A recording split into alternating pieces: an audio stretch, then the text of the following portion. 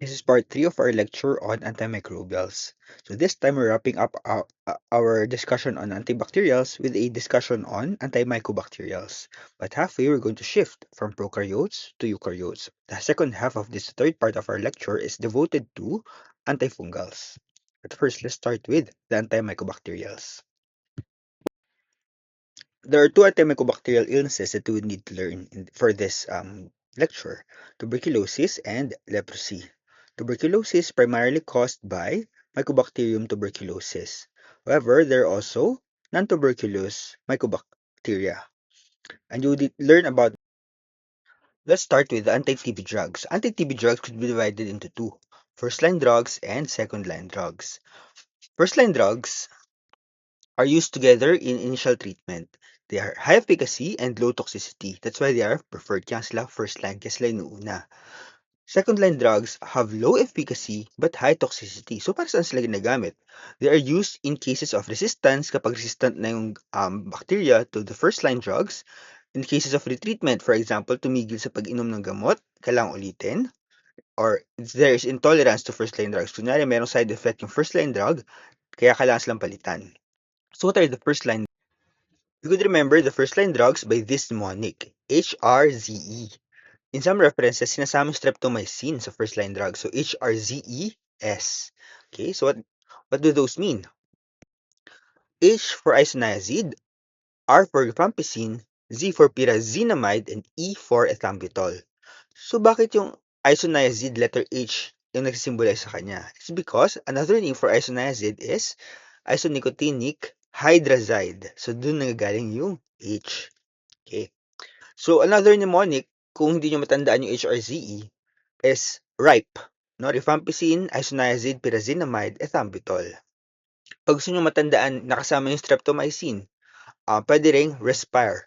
Rifampicin, ethambutol, streptomycin, pyrazinamide, and isoniazid.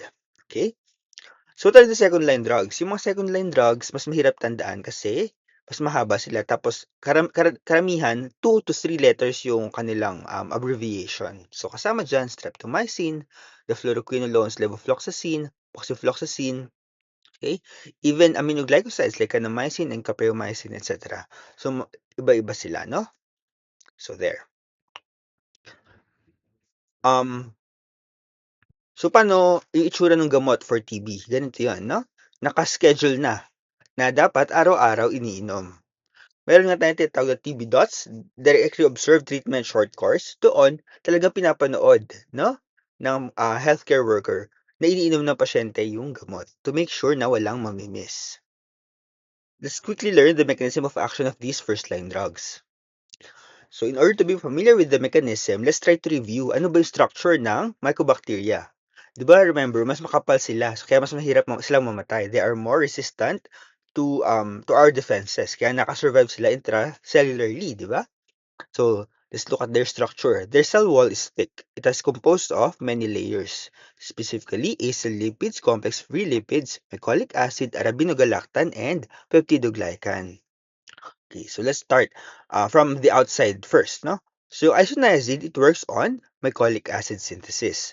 Yung ethambutol naman, it works on the synthesis of arabinogalactan, specifically targeting the enzyme arabinosyl transferase. Moving inward, merong unclear mechanism pero sure sila na intracellular yon, yung paracetamide. And lastly, yung rifabutin and rifampin, they work by inhibiting mRNA synthesis, specifically the enzyme DNA-dependent RNA polymerase. In other words, ang ini-inhibit niya yung transcription na step. Right. Let's move on. Isoniazid, once again, is isonicotinic hydrazide, or INH. You could see that in some abbreviations. It's the most active drug for TB. Kaya nga, later on, you will learn na pwede siyang gamitin as a single agent for prophylaxis, while yung others, kailangan sila i-combine with others. Okay? I'm just showing the structure here of isoniazid to show that it's similar to pyridoxine. So, yung ginagaya niyang structure. Okay? Its mechanism of action is the inhibition of the synthesis of glycolic acids. And because it's the most active agent, it could be used as a single agent in latent TB. In other words, ang gamit niya, prophylaxis pa lang. Wala ka pang sakit, na-expose ka pa lang, pwede ka nang bigyan ng isoniazid. So, para sino yung mga patient na yun na pwedeng with latent TB or or pwedeng may exposure lang? These are individuals who are in close contact with active TB cases. So, later on, you're going to learn na meron niyang criteria. So, gano'n ba katagal kasama? Kasama ba sa bahay? Yung person na meron active TB case, yun yung mga dapat bigyan ng isoniazid as a single agent. Okay? Also, among the first-line agents, it's the one which is safest for those who are pregnant. Okay. So, how do we metabolize isoniazid? It's metabolized by a phase 2 reaction, acetylation with liver and acetyltransferase. Okay?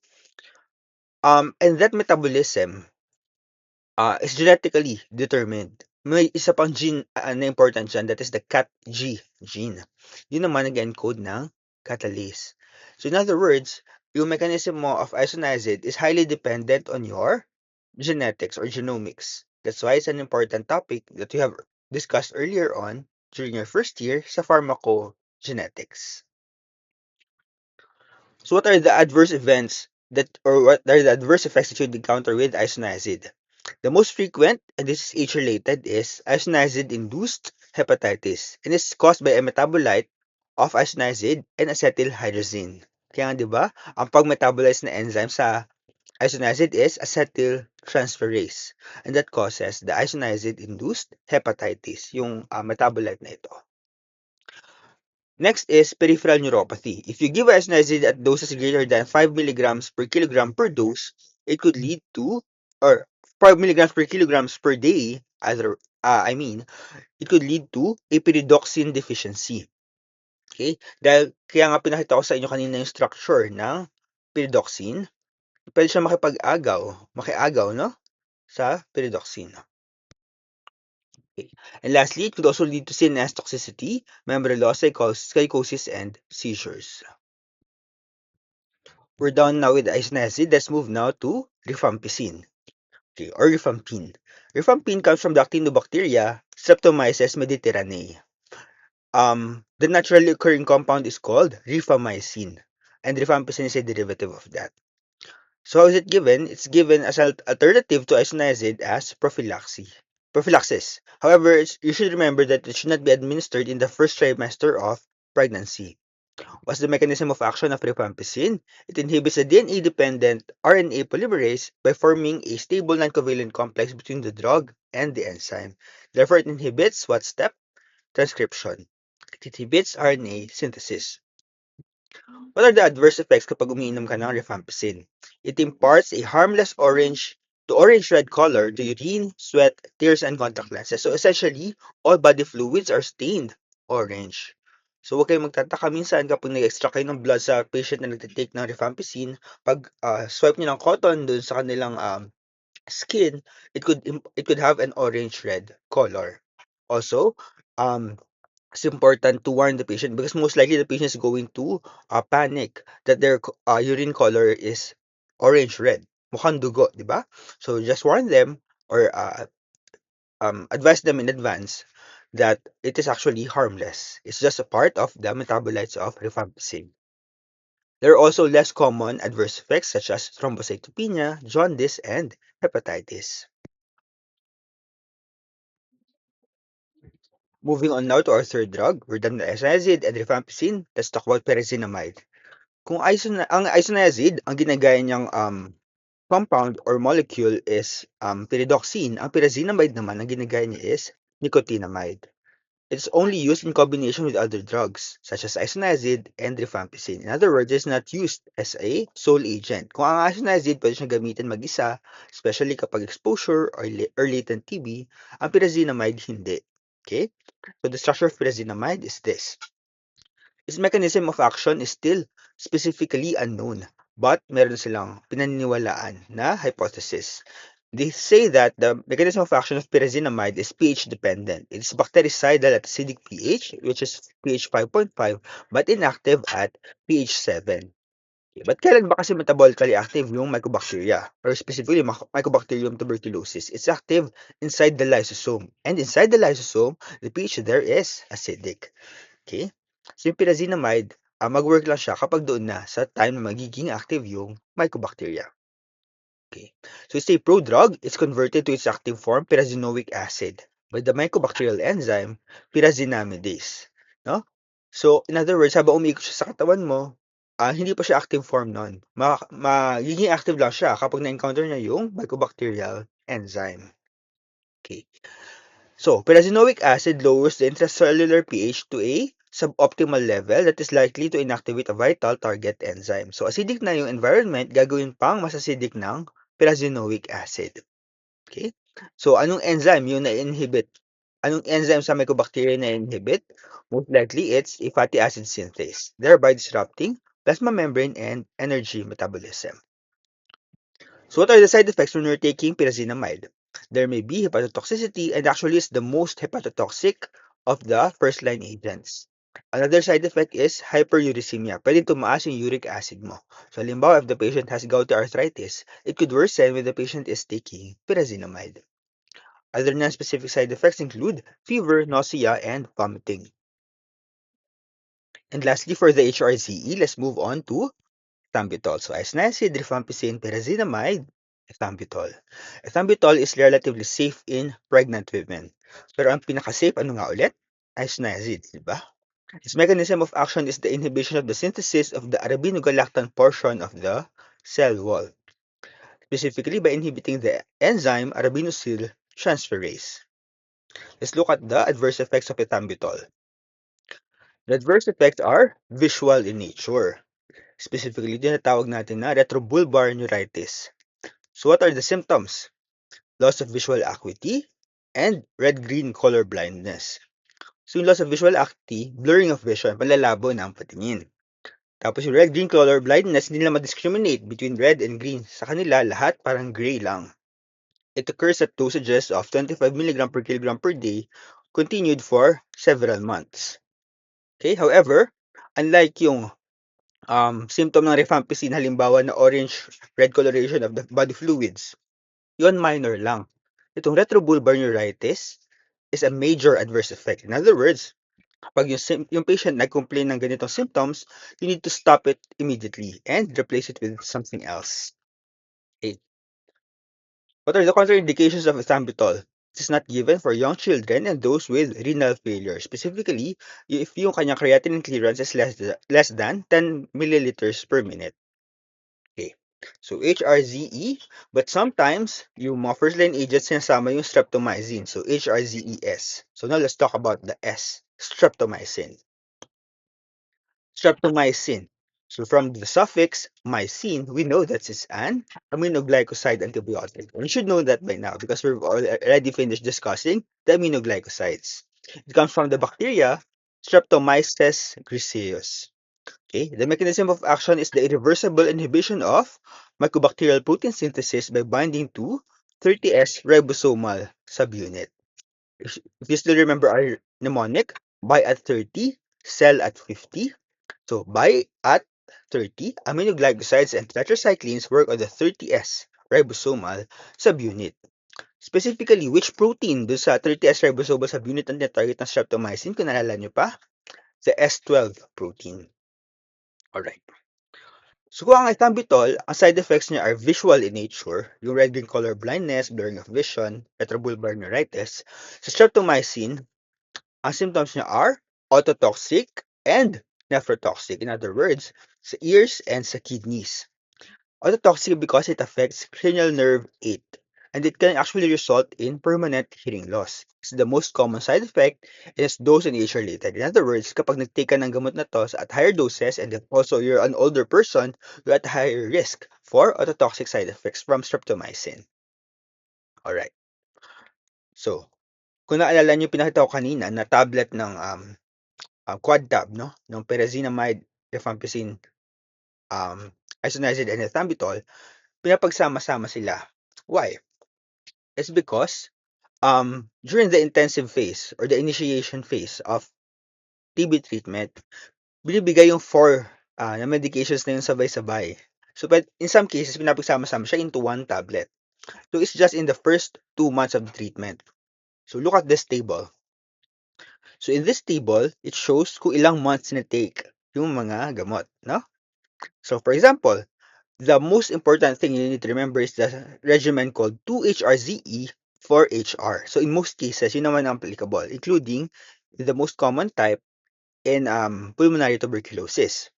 So, pag sinabing 2-HRZE 4-HR, it means that you give 4 of the drugs, isoniazid, rifampicin, pyrazinamide, and ethambutol for 2 months, followed by 4 months of isoniazid and rifampicin. Right? So 2-HRZE, 4-HR, applicable in most cases, except 2 cases. TB of the CNS, for example, TB meningitis, and TB of the bone and joints. Okay? For example, TB of the spine. That's another common condition. Alright, so in those cases, you extend the maintenance phase, yung mga isoniazid and rifampicin na lang binibigay, up to 10 months. Okay, 2-HRZE, 10-HR. Okay. So, in most cases, you treat the patients for 6 months, di ba? 2 months of intensive phase na HRZE and 4 months of HR. But if it's a TB of the CNS or a TB of the bone and joints, then you extend that for up to 1 year. Okay? So, pangmatagalan talaga yung gamutan sa tuberculosis, either 6 months or 1 year. So, considering pa yun kung hindi magpapalit ng gamot, so yung mga other issues na yun, later on, matutunan nyo pa yan sa clinical subjects natin. Okay? Alright. So, another thing, diba, for each drug, for each first-line agent, you need to remember their specific side effect. And for that side effect, you need to remember whether it's a minor or a major adverse effect. So, what are some examples of minor adverse effects? Yung orange and red colored na urine sa rifampicin, that's just a minor side effect. So, kapag minor side effect, nakasulat na dyan, ano? You could manage it with symptomatic therapy. First-line drugs should not be stopped without adequate justification. In contrast, kapag major side effect, all drugs must be discontinued and switching to single drug formulations may be needed. It may need a referral to an IDS or an infectious disease specialist. Okay? So yun lang pinagkaiba nun, no? Minor, tuloy lang gamutan. Major, itigil at palitan. Okay? So, going back, what are some of the minor adverse effects? Orange and red colored urine with rifampicin.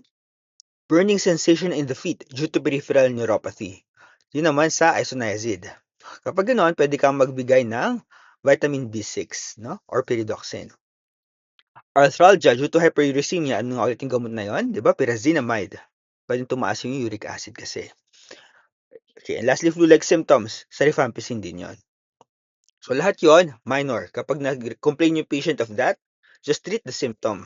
Pero itutuloy pa rin yung anti-TB drug. Priority yung anti-TB drug. But if any of these major adverse reactions are encountered, you need to stop the medication. For example, impairment of visual acuity and color vision due to optic neuritis. Saan ulit yun? Sa ethambutol, di ba? Yung hearing impairment, ringing of the ears and dizziness due to damage of cranial nerve 8. Yun ay sa streptomycin. Okay? So, yun. So, minor and major adverse effects. Remember that for the first-line agents. Okay, so let's continue now to the second-line agents. Itong mga second-line agents, higher ang toxicity, kaya hindi sila preferred. No? But, if may resistance na, to for example, isoniazid or rifampicin, kapag multi-drug resistant TB na or even extremely drug resistant TB, no? Kailangan ng second line agents. And yung mga first set of second line agents that I'm going to discuss are the aminoglycosides fluoroquinolones, and you could recognize them with their ending or their suffix oxacin. Okay. So, let's quickly talk about atypical mycobacteria. Ano ba yung atypical? Yung typical kasi, yun na yung Mycobacterium tuberculosis, for example. Ang atypical, halimbawa niyan yung MAC or MAC or Mycobacterium avium complex, also known as Mycobacterium avium intracellulare. So yung mga ito, kapag normal person ka, hindi ka naman dapat magkakasakit from this mycobacteria. However, patients, for example, with HIV and specifically those with AIDS, kapag bumagsak na yung kanilang CD4 count, kapag yung helper T cells nila sumobrang onti na, for example, less than 50, kailangan ng mag-take ng prophylaxis against this mycobacteria. Okay, so at risk sila na magkaroon ng ganung ng MAC for example, kapag yung CD4 count nila less than 50 na. But in the spirit of prophylaxis, para hindi ka na magkasakit, para unahan na, nagtitake na sila ng antibiotics even at a CD4 count of 100. Okay? So sige. So ano mga pwede lang i-take? Mga pwede lang i-take, halimbawa itong fluoroquinolones. So, ang pinapakita in this slide is that ofloxacin is more effective for typical mycobacteria, but when it comes to atypical mycobacteria, si profloxacin ang mas effective. Okay, so we're done with fluoroquinolones. Now let's move on to the aminoglycosides. So maraming second line aminoglycoside agents. We could recognize them again with their ending mycin, diba? Or casein. For example, amikacin and kanamycin.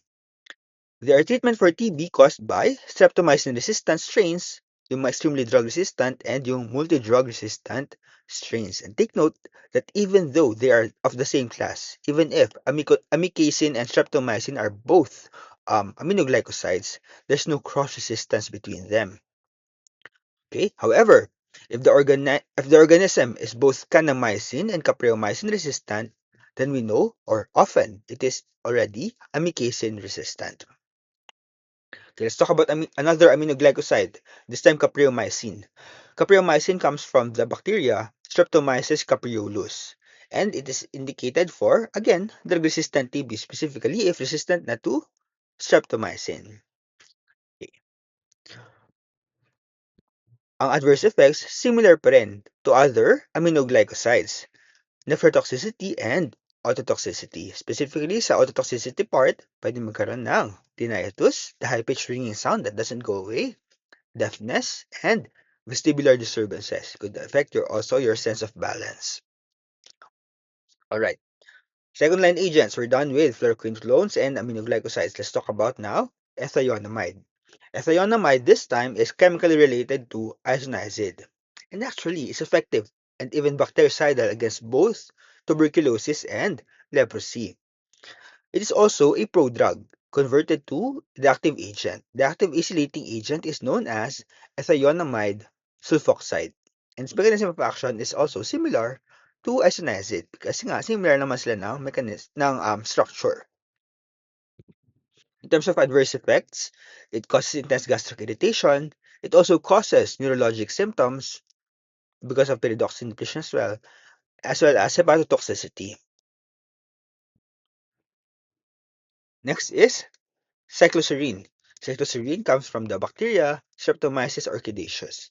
In terms of adverse effects, it also causes peripheral neuropathy and CNS dysfunction. Next, second-line agent, clofazimine. But actually, as you can see here, clofazimine is more effective for leprosy. Later, you're going to see na isa siya sa mga top agents for leprosy. But it may be used as an agent of last resort for multi-drug resistant TB. Next agent, para-aminosalicylic acid or PAS. It is structurally similar to para-aminobenzoic acid. And saang biochemical pathway nga ba important yung para-aminobenzoic acid? Kung naalala nyo pa, di ba sa folic acid synthesis. So yun ang kanyang mechanism of action. In terms of adverse effects, non-specific lang naman. GI symptoms, peptic ulceration and bleeding, as well as hypersensitivity reactions. Okay, and lastly, for the second line agents, we have rifabutin. Rifabutin is a chemical derivative of rifamycin. And rifamycin is the naturally occurring agent found in, saan nga ulit na bacteria? Streptomyces mediterraneae. It is effective for the prevention and treatment of atypical mycobacterial infections, specifically in patients with acquired immunodeficiency syndrome or AIDS. However, rifabutin has a cross-resistance with rifampicin. Unlike yung mga other aminoglycoside agents kanina na walang cross-resistance with streptomycin, ito rifabutin, cross-resistant siya with rifampicin. So, ano implication nun? Halimbawa, rifampicin resistant yung patient natin, yung condition ng patient natin, hindi ka na magbibigay ng rifabutin. What are the side effects? GI intolerance, rash, and neutropenia. Alright, we're done now with the first part of the mycobacterial agents. Well, we're done with tuberculosis. Now let's move on to leprosy, also known by its eponym, Hansen's disease.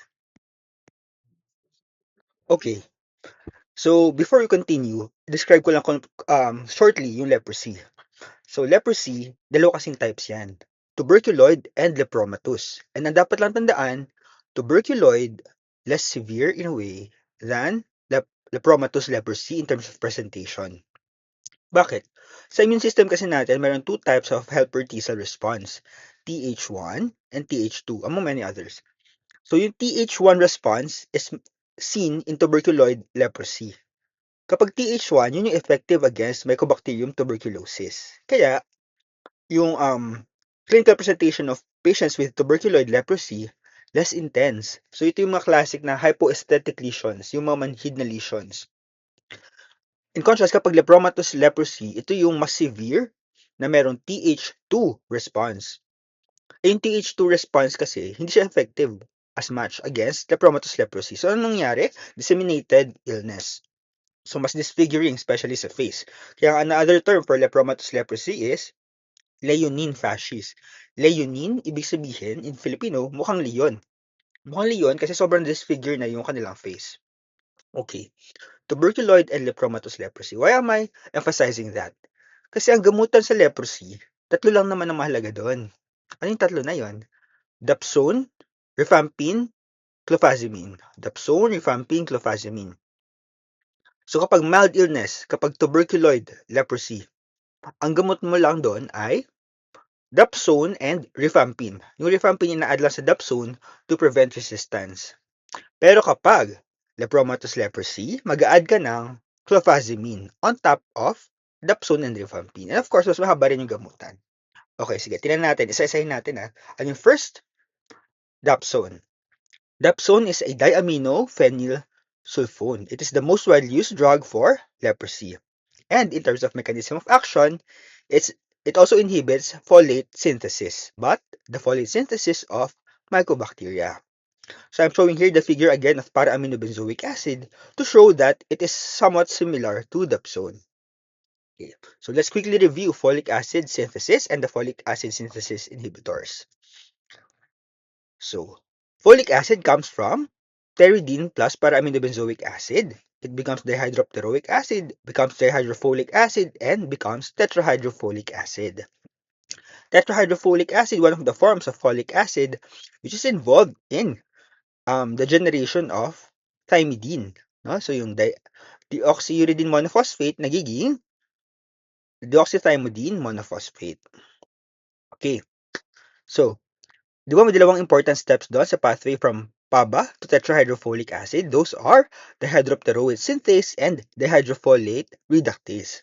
So, the inhibitors of dihydropteroate synthase include dapsone, which is used for leprosy, para-aminosalicylic acid, a second-line agent for tuberculosis, and the sulfonamide agents. For example, sulfamethoxazole, yung antibiotics. Nasa first part pa ng lecture natin yon, if you would remember.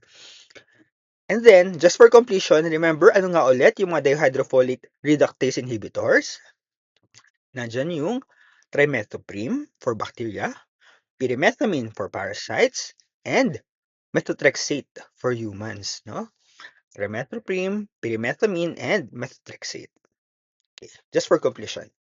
Alright, so what are some of the side effects that a patient taking dapsone for leprosy could experience? This includes hemolysis, methemoglobinemia, GI symptoms, fever, pruritus, and rashes, and erythema nodosum leprosum.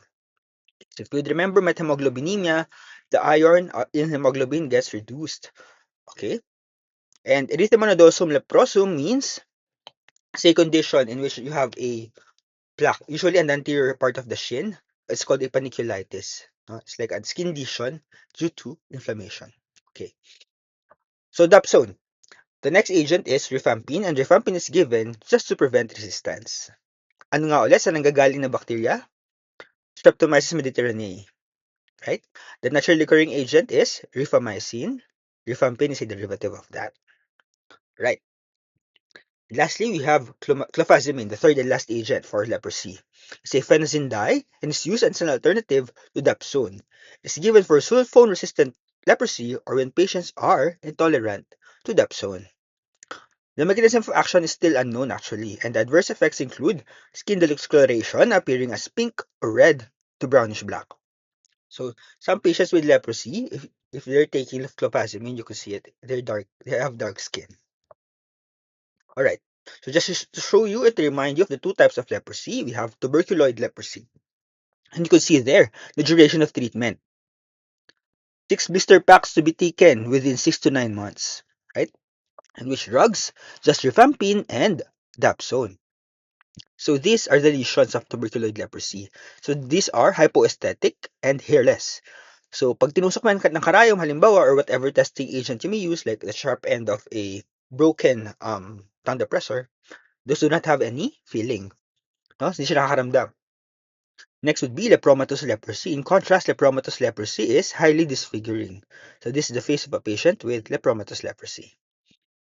And if you look, the duration of treatment is to be taken for 12 to 18 months. Right? And dinadagdag doon yung clofazimine. Alright. So those are just all of the antimicrobacterial drugs. Now, if you have a question, so which among, if I ask you, which among those are bactericidal and which are bacteriostatic? Well, you should just remember that almost all of them are bactericidal except ethambutol, dapsone, cycloserine, and para-aminosalicylic acid. Right. So those are just the antimicrobacterial drugs. In the next slide, we're going to start with the antifungals.